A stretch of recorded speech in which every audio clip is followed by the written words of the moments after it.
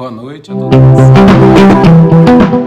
Estamos mais uma vez aqui reunidos na Igreja Preteriana de Vilar Carioca para darmos mais um estudo bíblico, onde nós chamamos de palavra de esperança, para juntos celebrarmos, nesse momento de afastamento, mas celebrarmos a maravilha de podermos refletir sobre o texto sagrado e tirar aplicações para as nossas vidas. Nós vamos ter o nosso encontro, o nosso estudo bíblico. Daremos sequência àquilo que a gente já tem falado, Estamos ainda no período da Páscoa, na celebração da Páscoa, estamos nos grandes momentos da celebração da Páscoa. E então, essa noite, vamos refletir um pouco mais sobre o valor e a preciosidade que é a Páscoa para nós. Apocalipse 5, versos de 11 a 14. Diz assim a palavra do Senhor: Vi e ouvi uma voz de muitos anjos ao redor do trono, dos seres viventes e dos anciãos, cujo número era de milhões e milhares de milhares, proclamando em grande voz: Digno é o Cordeiro que foi morto de receber o poder e riqueza e sabedoria e força e honra e glória e louvor. Então ouvi que toda criatura que há no céu e sobre a terra, debaixo da terra e sobre o mar, e tudo que neles há, estava dizendo: Aquele que está sentado no trono e ao Cordeiro seja o louvor e a honra e a glória e o domínio pelos séculos dos séculos. E os 4 seres viventes respondiam: Amém. Também os anciãos prostraram-se e adoraram. Palavra do Senhor ao nosso coração. Quando nós falamos de Páscoa, Páscoa é vida. Falou Páscoa, lembra vida. Páscoa é vida. Onde há vida transformada, existe Páscoa. Quando encontramos alguém que teve uma vida transformada e começa a ter coisas melhores na vida, pessoas que começam a experimentar grandes transformações e mudanças, podemos dizer que isso é Páscoa. Páscoa. Páscoa é vida e vida transformada. Isso é Páscoa. Estou ampliando aqui nesse conceito de trazer o sentido de Páscoa de forma maior, justamente para que eu e você possamos, ainda nas celebrações da Páscoa, entender que a Páscoa significa vida e vida transformada, vida mudada. E onde as vidas são transformadas, ali é Páscoa. Páscoa. O texto que nós lemos, por exemplo, afirma que uma multidão de anjos, seres viventes e anciãos continuavam rendendo louvor ao Cordeiro que foi morto. O texto que nós acabamos de ler mostra que existia uma multidão adorando ao Cordeiro que tinha sido morto.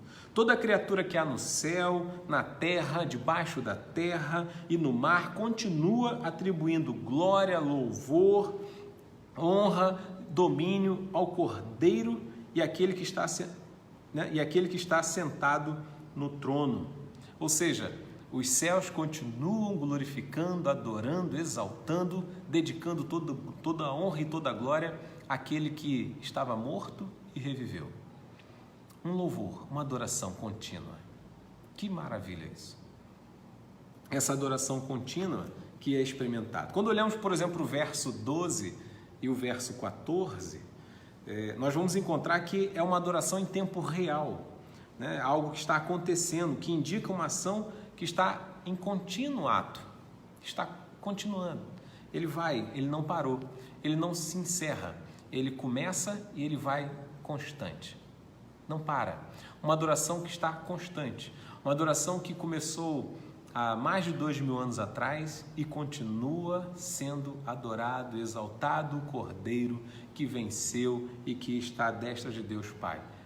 Toda a terra, toda a criação, os anciãos, os seres celestes adoram e continuam adorando em mais de 2000 anos de história. Eles estão adorando ao Senhor. Uma adoração constante, como nós vimos no texto de Apocalipse 5. Essa adoração que não termina, que não tem uma pausa, uma adoração que não tem intervalos, Ela é constante. Deus, Cristo é adorado constantemente, sem interrupção, sem que haja pausas, ele é adorado e será para todo o sempre. Quando olhamos, por exemplo, para a história da igreja, quando que foi, desde a ressurreição de Cristo, que a igreja parou de adorar? Não foi por perseguição, não foi por situações econômicas terríveis que gerou grandes fomes no mundo, não foi por pandemias, não foi por nada, né? Como o apóstolo Paulo mesmo registra: quem nos separará deste amor? Fome, perigo, espada, nudez, né? O que pode nos separar? Nada e ninguém nos separa desse amor de Deus que está em Cristo Jesus. Ou seja, nessa história da humanidade, desde a ressurreição, a igreja continua adorando, os céus continuam adorando, os seres celestiais continuam adorando. É uma adoração contínua, sem intervalos, e que será para todo sempre. Algo maravilhoso. O texto sagrado nos diz que é assim nos céus, e a história da nossa própria humanidade, do nosso próprio cristianismo também mostra que a igreja nunca deixou de adorar. Muitas lutas, muitas dificuldades, mas nunca deixou de adorar. Adora. O louvor da Páscoa, o louvor ao Cordeiro que entregou sua vida na cruz para a nossa salvação e ressuscitou no terceiro dia, não é apenas um evento do passado, não é meramente uma coisa que aconteceu, mas ele é presente, ele é vivo e atuante para dentro da nossa própria realidade. Quando falamos de Páscoa, nós não só temos a ideia de rememorar um sacrifício, mas nós estamos falando de algo que traz vida e vida em abundância. Nós estamos falando de algo que traz libertação. Nós estamos falando de algo que realmente transcende as eras, os séculos, e chegou até nós pela palavra viva que nos é comunicada pelo Cristo ressurreto. Uma Páscoa da celebração da libertação em Cristo, que produz em nós vida. Então, quando falamos de Páscoa, nós não estamos falando de algo do passado. Nós estamos falando da nossa própria vida, da experiência que nós temos com Deus. Algo tremendo. Desculpa, eu fui mexer o pé, chutei o pedestal. Né? Algo tremendo e marcante, maravilhoso para as nossas vidas. Né? Quando olhamos, por exemplo, agora um apanhado um pouco histórico do texto, né, do livro de Apocalipse, a tradição nos diz que Apocalipse foi escrito por volta do ano 95 depois de Jesus Cristo. Tá? No período de Domiciano, foi um dos imperadores de Roma que foi muito ruim, né? Teve uma mão muito pesada na perseguição à igreja, porque ele fez um decreto que até então nunca tinha existido. Você tinha o culto ao imperador, mas era um culto que não exigia... não era uma obrigatoriedade, vamos assim dizer, entre os cidadãos. Mas o fato é que com Domiciano agora, ele vai fazer uma coisa que ele entende, que aqueles que não se prostravam em adoração a ele, ao imperador, eles eram inimigos de Roma. O que até então nunca tinha existido isso. Até então não era assim, né? Quem quisesse participar daqueles encontros, participava. Quem não quisesse, não participava. Mas isso não implicava que a pessoa fosse um traidor, fosse um inimigo do império. Mas com esse novo imperador, é assim que é visto. E aí a igreja, então, ela não se curva. A igreja, ela não se prostra para adorar ao imperador. A igreja não aceita esse tipo de imposição. E frente a isso, então, vem uma perseguição muito forte, muito dura. Quando nós olhamos para o livro de Apocalipse, nós vamos encontrar, por exemplo, um dos pastores da Igreja de Cristo sendo cozinhado vivo num touro de bronze, né? num compartimento em formato de boi, né? De bronze, e botava fogo embaixo, e o pastor estava dentro ali sendo cozinhado. Então você tem experiências muito dolorosas. Era um momento então realmente que a igreja sofria muito, a dor era muito forte, a perseguição era muito forte, as humilhações, né? A forma como a vida era tirada de forma muito banal, simplesmente porque os cristãos não aceitavam se prostrar diante daquele culto ao imperador. Para o imperador, aquilo era uma traição, e a sentença para os traidores era serem mortos. Então muitos dos nossos irmãos morreram. Muitos deles sofreram, muitos tiveram que deixar seus lares e fugir, ir para outro lugar. Isso acontecia de forma muito forte. E muitos viam nessa perseguição, no seu coração, o receio, ou de uma certa forma uma tendência a negar a Jesus, a negar o Cristo. A perseguição era tão forte que, assim, bem, é melhor negar o Jesus e continuar vivo. É melhor eu me prostrar diante do imperador e continuar com o meu emprego e continuar com a minha casa. É melhor fazer tudo isso e a gente continuar com a vida tranquila, desde que eu me curve, né, adorando o imperador. E o fato é que então Deus manda esse texto, esse livro de Apocalipse, para desafiar a igreja no momento de dor, no momento de humilhação, no momento de perseguição, a ter esperança. Quando olhamos para o livro de Apocalipse, o livro de Apocalipse é um livro de esperança, é um livro de consolo, de conforto, de que as coisas podem estar muito difíceis agora, mas que nós podemos ter esperança no amanhã, ter esperança que tudo vai ser diferente e muito melhor. Então o desafio do texto de Apocalipse, do livro de Apocalipse, é justamente nos fazer ter essa consciência, que é algo importantíssimo. Então esse livro procura trazer esperança às pessoas que estavam sofrendo, né? Lembrando que esse mundo marcado por injustiças, maldade, cobiça e poder será reduzido a nada e em seu lugar virá então o reino eterno. Então esse livro de Apocalipse vem mostrar que diante desse mundo mal, no juízo de Deus, no grande dia, tudo será exterminado, tudo isso vai passar e o reino de Deus será então implementado de forma definitiva. Então o livro de Apocalipse mostra que Jesus é o verdadeiro governante que virá para aniquilar os poderes malignos e instaurar o seu reino. Aqui fica um parêntese importante, que o texto de Apocalipse ele vem mostrar que não importa quem seja o imperador, não importa quem seja o governante, não importa se de alguma forma ele possa trazer alguma benesse para que possa ter o nosso apoio ou algum tipo de assistência no aspecto político. O que o texto quer mostrar é que o único que realmente rege com justiça, o único que realmente rege com equidade, o único que realmente governa com ato de amor é Cristo Jesus. Então o que Deus estava mostrando é que assim, não pense que tirando um imperador fulano e colocando outro imperador, não pense que fazendo uma revolta, não pense que se colocando como um insurgente para derrubar um governo e fazer então estabelecer um novo regente vai mudar alguma coisa, porque não é isso. O verdadeiro governante, o governante justo, aquele que realmente vai produzir algo marcante de renovar, não somente como renovou as nossas vidas, mas renovar toda a criação, é Cristo Jesus, o Cordeiro de Deus. Então a esperança está no Cordeiro, não está no governante, não está na possibilidade de um novo governante, de um novo imperador, de alguém que se levantasse em defesa do povo cristão. Não, a esperança está no Cordeiro de Deus, no Cristo. E é Ele que é poderoso, e esse é marcante. Então Ele é o verdadeiro governante, e Ele nesse ato de governo, Ele tem registrado dois aspectos quando olhamos para o livro de Apocalipse.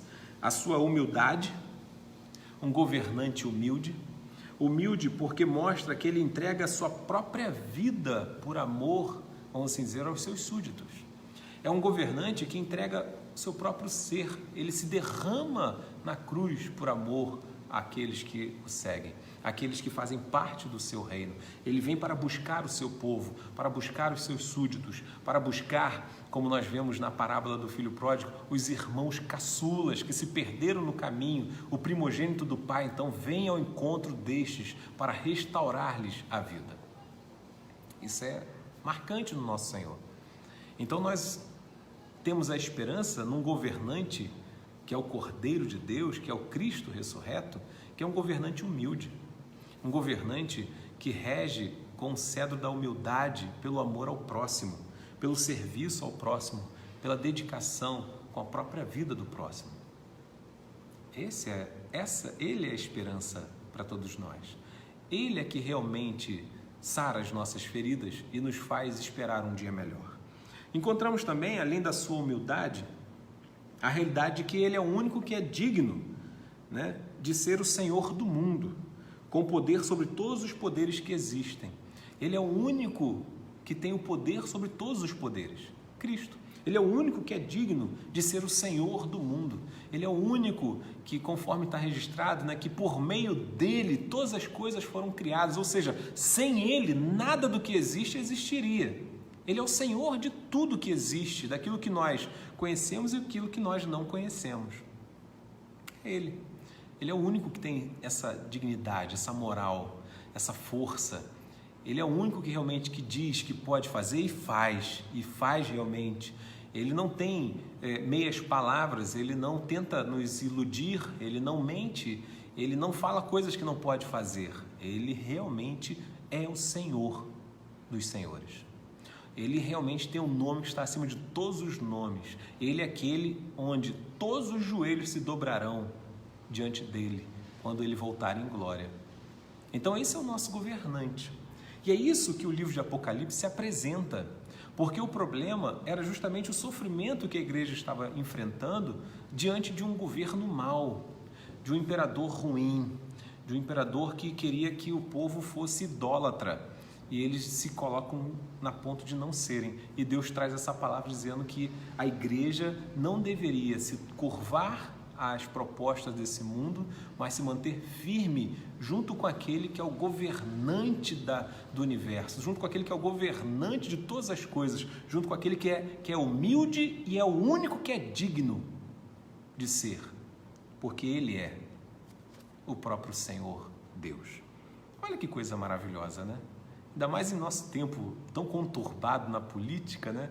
A gente vê pessoas, né, se degladiando, às vezes, até em situações dos seus debates políticos, mas o fato é que, diante desse texto, nós vemos que, independente das nossas posições, opiniões, né, desejos, seja quais forem no aspecto sociopolítico, o fato é que o verdadeiro governante é Cristo Jesus. Ele sim é a nossa esperança. É nele sim que eu posso acreditar e crer que amanhã será diferente, que o meu amanhã será transformado. Então esse é o nosso maravilhoso Senhor. E aí quando nós olhamos então para o verso 11, vamos encontrar o autor de Apocalipse, né, João, destacando o que ele está vendo. Vi uma grande multidão louvando o Cordeiro.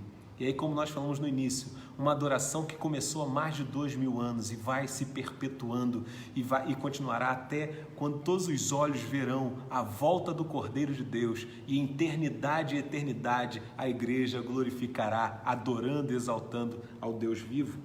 Vemos no verso 12 também o destaque da intensidade desse louvor.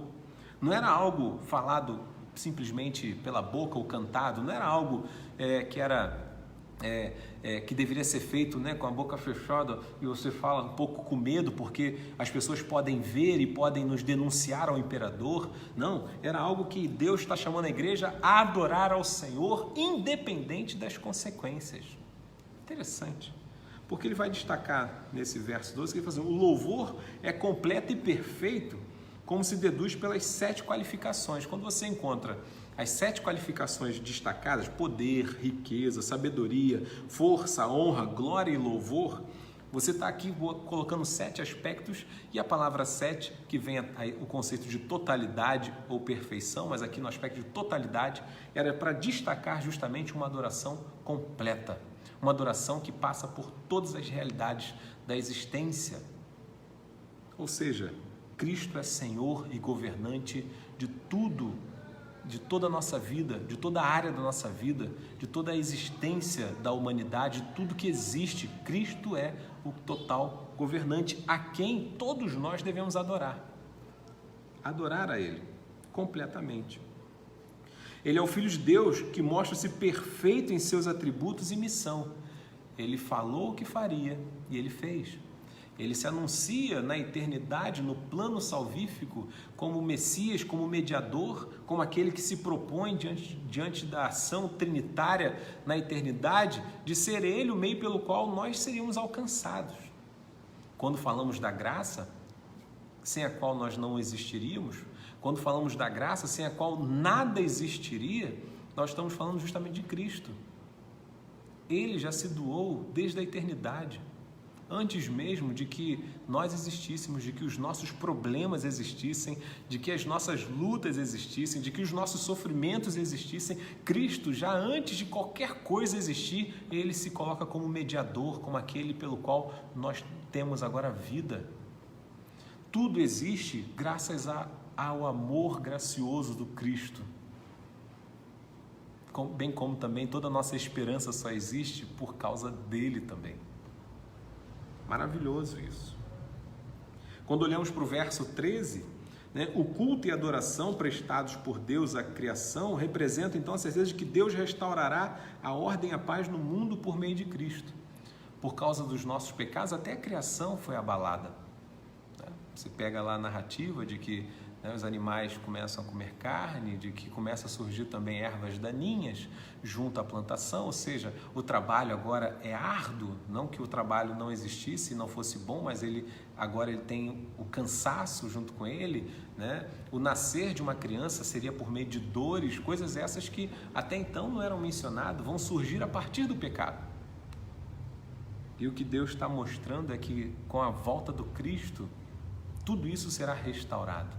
Toda a criação será transformada e todo o reino de Deus será coroado com esse grande dia da volta do nosso Senhor. Algo maravilhoso para nós. Quando olhamos também para o verso 14, para eu me atentar aqui com o meu tempo, quando olhamos para o verso 14, todo louvor representa então uma sujeição do ser e do serviço de todas as criaturas. O que ele fecha aqui quando ele diz, né? E os 4 seres viventes respondiam amém. Também os anciãos prostrados, né, prostraram-se e adoraram. A expressão aqui então de todos adorando ao Senhor. E essa adoração passa então pela sujeição. Eu me submeto, eu me prostro, eu me rendo a Ele.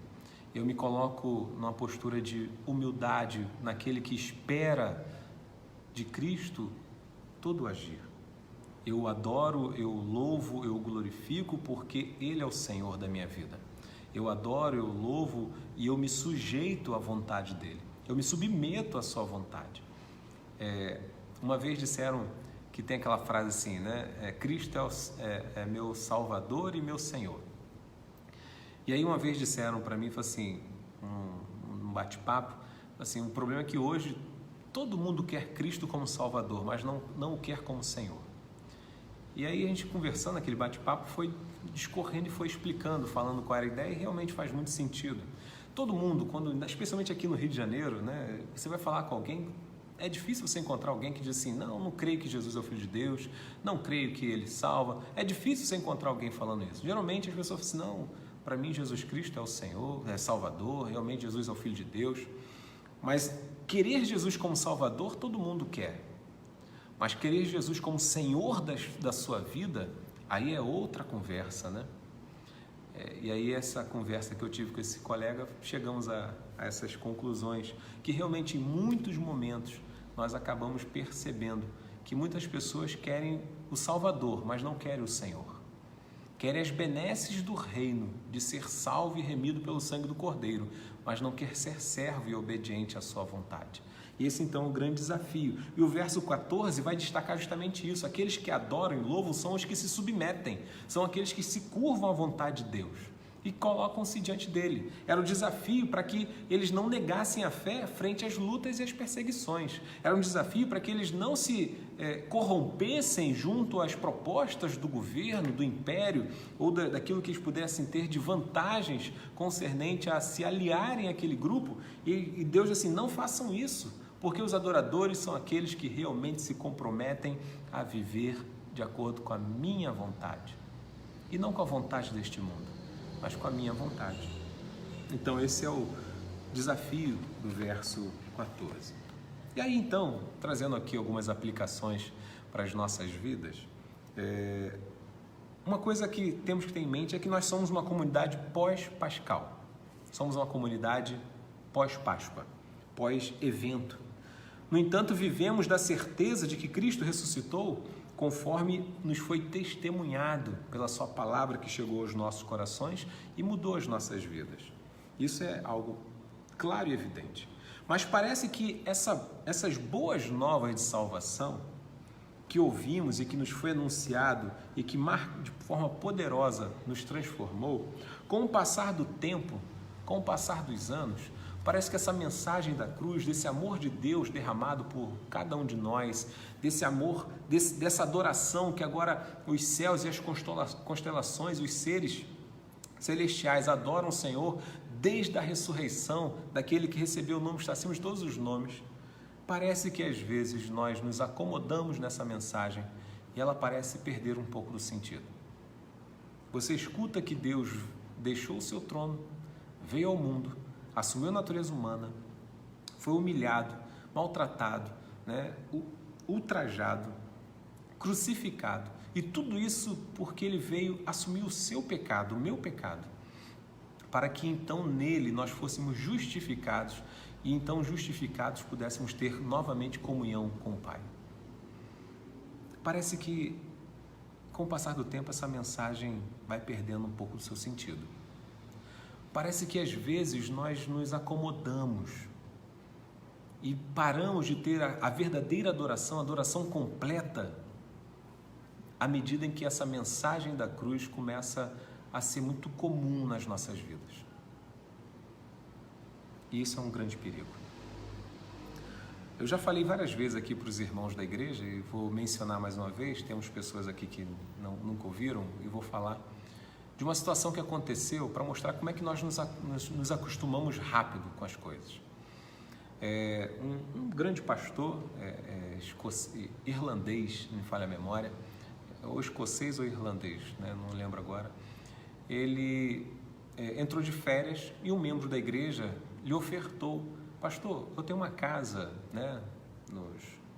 em uma região serrana, lá do país onde ele vivia, e eu tenho essa casa e o senhor não quer passar as férias lá? Não, vai para lá com a sua família e fique à vontade, aproveite, a casa está mobiliada, tinha todos os recursos na casa. E então o pastor, obrigado, agradeceu, pegou a chave e de férias foi para lá. E a casa realmente era a última casa da colina, estava lá em cima mesmo, via tudo. E quando ele entrou, falou assim: que coisa maravilhosa, que bênção que esse irmão da igreja me concedeu em poder passar as férias com a minha família aqui. E aí então, passaram o dia, veio a primeira noite, estava todo mundo dormindo, ele dormindo na cama com a esposa, os outros 3 filhos no outro quarto, e de repente veio uma explosão. Buf! Eles pularam da cama. Quando ele olhou, os filhos já estavam junto com eles na cama e eles, assustados, foram olhar tudo, olharam a rua vazia, não havia nenhum problema imediato ali, não tinha percebido nada, voltaram para a cama e continuaram lá. De repente, a cada tempo, pum, explodia de novo. Passava um tempo, pum, explodia. E aí ele, madrugada, não conhecia o local, ficaram quietos, todo mundo no mesmo quarto, assustado, com medo. E no dia seguinte, então, quando amanheceu, ele foi rapidamente falar com algum dos moradores e um dos moradores explicou que atrás daquela colina tem uma pedreira e que a empresa tem autorização para continuar a fazer explosões também à noite, uma quantidade específica de explosões. E aí ele falou assim: o problema é que a casa que o senhor está é a última, é a do topo, então ela acaba pegando som muito alto mesmo. E aí então ele voltou para casa, explicou à família: olha, é uma explosão que tem e tal, então não se preocupe. E aí veio a segunda noite, dormia, quando explodia acordava, aí dormia de novo, explodia acordava. Veio a terceira noite, ainda também com essa dificuldade. Depois da quarta noite, o fato é que eles foram se acostumando com as explosões e aí daqui a pouco eles nem percebiam mais que explodia. Eles se acostumaram com o barulho. E aquela explosão não assustava mais, não os incomodava. E então passaram lá as férias todas e enfim, desfrutaram, mesmo que no primeiro momento com esse susto. Mas o que eu queria usar dessa ilustração, dessa situação que aconteceu com esse pastor? É que nós nos acostumamos com as coisas. E o grande perigo da nossa caminhada com Cristo é a gente se acostumar com a mensagem da cruz. Não podemos nos acostumar com essa mensagem. ela tem que nos incomodar sempre, ela tem que nos constranger sempre. Eu preciso olhar para a cruz e ter vergonha da minha caminhada, no sentido do aspecto de saber que eu era um pecador, falho, que continuo tendo as minhas faltas, mas ainda assim, Cristo, na sua graça e no seu grande amor, veio ao meu encontro, se preocupou comigo, veio tratar do meu coração, veio falar comigo, veio trazer esperança, veio trazer vida e vida em abundância. Essa mensagem da cruz precisa me rasgar no sentido de me levar à humildade, de nunca me considerar superior a ninguém, nem melhor do que ninguém, justamente porque eu estava perdido. Quem sou eu? Estava fadado à morte eterna, e mesmo eu não sendo ninguém que tivesse algo precioso para chamar a atenção de Deus, ainda assim Deus veio ao meu encontro. Então eu não posso me acostumar com essa mensagem, ela tem que me constranger, ela tem que arrancar lágrimas de mim. Isso tem que ser sempre, porque é a medida desse meu constrangimento com a mensagem da cruz é que vai me fazer prostrar ainda mais em adoração ao Senhor e, em hipótese alguma, negá-lo, em hipótese alguma, blasfemar, em hipótese alguma, murmurar. Por quê? Porque eu sei do grande amor de Deus por mim. Por isso que eu não posso me acostumar com essa mensagem. Ela tem que me incomodar mesmo. Porque eu sei que sou um pecador falho. Mas louvado seja o Cristo, que ainda sendo quem eu sou, Ele me amou. Ele veio ao meu encontro. Ele transformou a minha vida. Como posso negá-lo? Como posso negligenciar a minha caminhada com Ele? Não posso. E aí o fato é que quando nós acabamos nos acostumando com essa mensagem, nós acabamos deixando alguns compromissos de lado.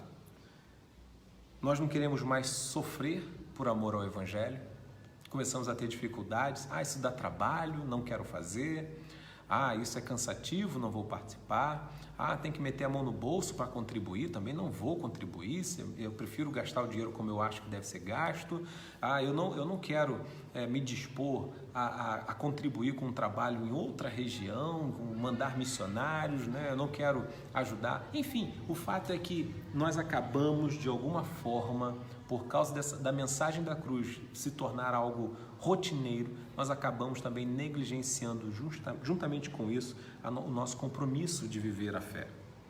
Passamos a não amar mais o próximo como deveríamos amar. Porque a mensagem da cruz me conscientiza de que eu, não merecendo, fui amado. Então o mínimo que eu tenho que fazer também é amar as pessoas como elas são. Não devo amá-las se elas são parecidas comigo, somente porque parecem comigo. Não devo amá-las somente porque elas gostam das mesmas coisas que eu gosto. O próprio Cristo mesmo vai destacar, Os fariseus é que são assim, porque amar quem te ama é fácil, Mas o desafio é amar inclusive os inimigos. Mas a mensagem da cruz me desafia a fazer isso. Quando eu olho para a cruz e vejo que eu era inimigo de Deus,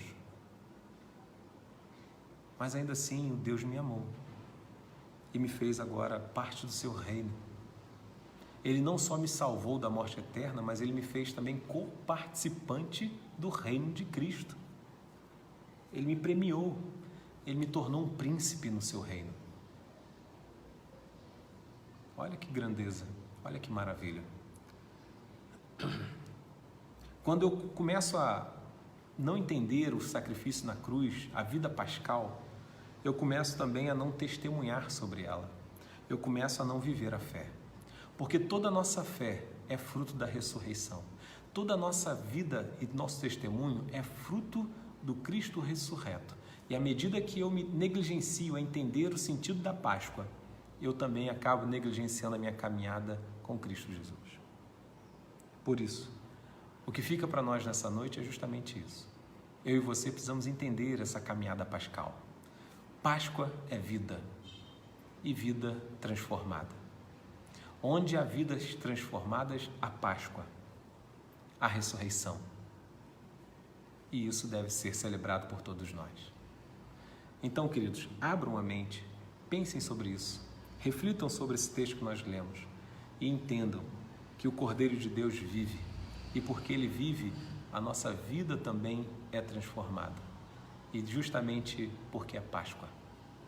A Páscoa maravilhosa, a vida que nos foi dada no amor de Cristo. Deus os abençoe. Amém. Registrar aqui, eu vi aqui passando aqui alguns nomes, deixa eu registrar, né, que estão presentes aqui. Acho que eu já tinha falado, Dona Yolanda, Deus abençoe, Conceição também, Deus abençoe, né, o Telmo, Deus abençoe, Telmo, nossa irmã Miriam também, Deus abençoe, né, o presbítero Afonso, já tinha mencionado, Celso, né, Deus abençoe, Diácono Celso, também está aí conosco, né, a Mari, né, Deus abençoe, Mari, Fabrício está aí também, Mari, né, você está assistindo sozinha, né, e o André também, André Luiz, Deus abençoe, né, sempre muito bom tê-los aqui conosco, a Madalena, minha tia, eu vi lá na frente também, Madalena, Deus abençoe, Thaís, né, Thaís também estava aí, Deus abençoe ricamente, Thaís, a sua vida, tá bom? E que Deus esteja assim abençoando, Reverendo Jefferson também, Deus abençoe, está aqui comigo, está aqui na igreja também, está assistindo ali do nosso gabinete, tá? Então deixa um abraço, né? Fabrício, então um abração, Fabrício, né? Deus abençoe ricamente. Páscoa, vida e vida transformada, amém? Aleluia, louvado seja o Cordeiro. Nós vamos ter uma palavra de oração e logo após eu vou fechar com alguns, relembrando os anúncios que eu fiz no início. Oremos. Gracioso Senhor, que maravilha é poder, Senhor, olhar para a cruz e ver, ó Deus, o Teu amor, a Tua graça transformadora, bem como também, ó Pai, nos quebrantar e nos humilhar diante do Senhor, pelo constrangimento de ver um amor tão intenso, tão profundo, tão verdadeiro, que promoveu em nós a transformação de uma nova vida, uma vida transformada. Louvado seja o Teu santo nome. Não nos deixe, Senhor, nos acomodar ou nos acostumar com essa mensagem, mas que ela sempre rasgue os nossos corações, que ela sempre nos constranja pela maravilha de olhar para um Deus vivo e poderoso e saber o quanto o Senhor nos amou e o quanto nós somos pequenos e falhos e carecemos do Senhor. Assim, ó Deus, abençoa a Tua igreja, abençoa o Teu povo, Senhor. E tudo isso nós oramos em nome de Jesus. Amém. Irmãos, temos também a Dona Elsa, lá de Cachoeiro de Itapemirim, irmã Carmen também, Deus abençoe ricamente, né, aos irmãos. Daqui a pouco, às 9 horas, também estarei falando na Igreja Presbiteriana de Cosmos, falando sobre sofrimento, um bate-papo, né, um debate sobre sofrimento. Se você puder assistir, vai ser no Facebook da Igreja Presbiteriana de Cosmos. O presbítero Roberto também, Deus abençoe ricamente. Lembrar os irmãos, mais uma vez, aqueles que têm sido fiel nas suas contribuições, nos seus dízimos, Deus continue abençoando, sustentando, e nós registramos aqui, frente a essa dificuldade, né, todas as situações que colocamos, mas os irmãos têm contribuído e participado, Deus os sustente. Lembrar também que nós estamos montando um grupo de leitura, se você desejar participar, me mande uma mensagem em particular, e eu vou disponibilizar um livro para você, um e-book, e depois estaremos fazendo um encontro virtual para debater sobre esse livro. E domingo que vem, o culto e adoração ao Senhor, né? Não deixe de participar e compartilhar também esse momento. A todos vocês, Deus abençoe ricamente e que o Senhor mais e mais esteja guardando, protegendo e que essa celebração, Páscoa, vida transformada, seja constante em nossos corações. Um beijo e um abraço a todos vocês.